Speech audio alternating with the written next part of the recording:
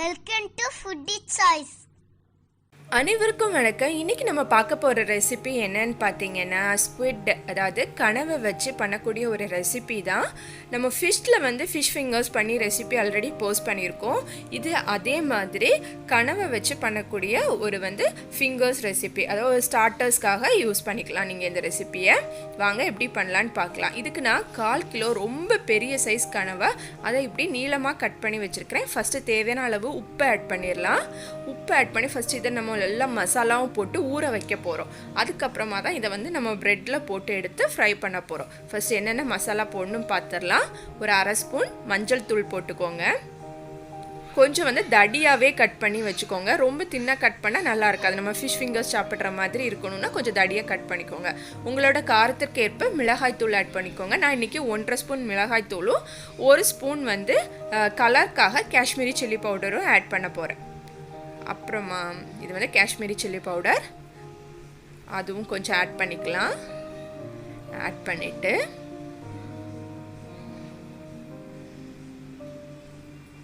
இது பார்த்திங்கன்னா pepper powder ஒரு 1/4லேருந்து 1/2 ஸ்பூன் அளவுக்கு ஆட் பண்ணிக்கோங்க. ஆட் பண்ணிவிட்டு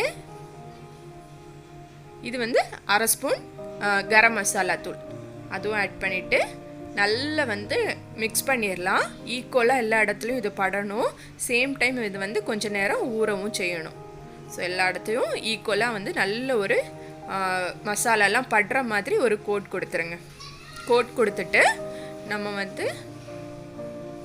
நல்லா ஸ்ப்ரெட் பண்ணியாச்சு. இப்போ இதில் நான் 1.5 ஸ்பூன் அளவுக்கு இஞ்சி பூண்டு பேஸ்ட் ஆட் பண்ணுறேன். இஞ்சி பூண்டு பேஸ்ட் ஆட் பண்ணிவிட்டு அதையும் நல்ல ஒரு மிக்ஸ் கொடுத்துடலாம். மிக்ஸ் கொடுத்ததுக்கு அப்புறமா காட்டுறேன் பாருங்க. நல்ல ஈக்குவலாக எல்லா இடமும் படுற மாதிரி மிக்ஸ் கொடுத்ததுக்கப்புறமா இதில் நம்ம இன்றைக்கி ஒரு முட்டை ஆட் பண்ண போகிறோம். ஒரு முட்டையை உடச்சி இதில் ஊற்றிடலாம். ஸோ பிரெட் கிராம்ஸில் அப்போ தான் ஈஸியாக ஒட்டும் நமக்கு. அதுக்காக தான் நம்ம இதில் முட்டை ஆட் பண்ணுறோம். ஸோ இதை நல்லா மிக்ஸ் பண்ணிக்கோங்க. மிக்ஸ் பண்ணதுக்கு அப்புறமா இது ஒரு 1/2 அன் ஹவர் நல்லா ஊறட்டும். ஊறினதுக்கப்புறமா நம்ம பிரெட் கிராம்ஸ்லாம் ரெடி பண்ணிவிட்டு ஃப்ரை பண்ணலாம். இது வீட்டிலே பண்ண பிரெட் கிராம்ஸ் தான். அதோட எட்ஜஸ், அதாவது ஒரு 4 பிரெட் எடுத்துக்கோங்க. எட்ஜஸ் எல்லாம் கட் பண்ணிவிட்டு மிக்ஸி ஜாரில் போட்டு பொடி பண்ணி எடுத்துக்கோங்க. அது கூட நான் இன்றைக்கி கொஞ்சம் கிறிஸ்பினஸ்க்காக கார்ன்ஃப்ளவரும் சேர்க்குறேன். அதையும் சேர்த்துட்டு ஒரு மிக்ஸ் கொடுத்துடலாம். மிக்ஸ் கொடுத்துட்டு கொஞ்சமாக உப்பு, தேவைக்கு அளவு கொஞ்சமாக உப்பு ஆட் பண்ணிக்கோங்க. உப்பு ஆட் பண்ணிவிட்டு கொஞ்சமாக உப்பு ஆட் பண்ணுறேன். ஆட் பண்ணிவிட்டு எல்லாத்தையும் ஈக்குவலாக ஒரு மிக்ஸ் கொடுத்து எடுத்து வச்சுருங்க. இப்போ நம்ம 1/2 அன் ஹவர் ஊற வச்சுருக்கிற அந்த கனவை ஒன்று ஒன்றா எடுத்து இதில் டிப் பண்ணி எடுத்து மொத்தமாக வச்சுட்டு அப்புறமா ஃப்ரை பண்ண போகிறோம். ஸோ நல்ல ஊறி இருக்குது. நம்ம மசாலாலாம் நல்லா கோட் பண்ணி வச்சுருந்தோம்ல, இந்த கனவை நல்ல ஊறி இருக்குது.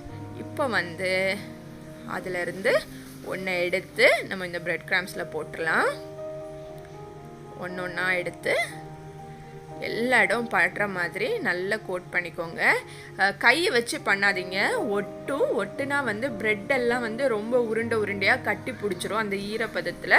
அதனால ஒரு ஃபோர்க்கோ இல்லை ஸ்பூனோ வச்சு இந்த மாதிரி ப்ரெஸ் பண்ணி விடுங்க. கொஞ்சம் ப்ரெட்டை மேலே இப்படி போட்டுட்டு ப்ரெஸ் பண்ணிங்கன்னா நல்லா ஒட்டிடும்.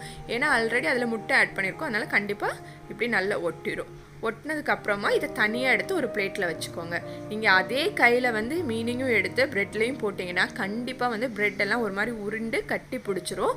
ஸோ ஃபோனோ ஃபோர்க்கோ ஏதாவது வச்சு பண்ணுங்கள். ஸோ இப்படி எல்லாத்தையும் எடுத்து அரேஞ்ச் பண்ணி ஒரு பிளேட்டில் வச்சிடலாம். வச்சதுக்கப்புறமா காட்டுறேன் பாருங்கள். ஸோ எல்லாத்தையும் வச்சுட்டேன்னா ஒரு செட் தான் வச்சுருக்கிறேன். ஸோ எண்ணெயை நல்லா ஹீட் பண்ணிக்கோங்க. ஹீட் பண்ணிவிட்டு ஃப்ளேமை கொஞ்சம் லோவில் வச்சிடலாம். ஏன்னா போட்ட உடனே ப்ரெட் மட்டும் மேலே கரைஞ்சிரும், அந்த கனவா மீன் வேகாது. அதனால் தேவையான அளவு உங்கள் எண்ணெய்க்கு பத்துற மாதிரி நீங்கள் போட்டு எடுத்துடலாம். போட்டதுக்கு அப்புறமா பாருங்கள் எப்படி ப்ரௌன் கலர் சேஞ்ச் ஆகி வருதுன்னு. 2 சைடும் திருப்பி போட்டுட்டு இந்த ஸ்டேஜில் நம்ம எடுத்துட வேண்டியதான். எடுத்துட்டு ஹாட்டாக கெச்சப் அந்த மாதிரி மைனஸ் அந்த மாதிரி எதுக்காவது கூட சர்வ் பண்ணுங்கள். ரொம்ப ரொம்ப டேஸ்ட்டாக இருக்கும். ரொம்ப நல்ல நான்வெஜ் ஸ்டார்டர்னே சொல்லலாம்.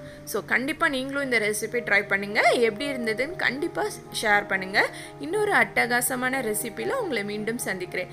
இது வரைக்கும் நம்ம சேனலுக்கு சப்ஸ்கிரைப் பண்ணலைன்னா மறக்காமல் சப்ஸ்கிரைப் பண்ணுங்கள். இன்னொரு அட்டகாசமான ரெசிபியில் பார்க்கலாம். Thank you. Thanks for watching Foodie Choice.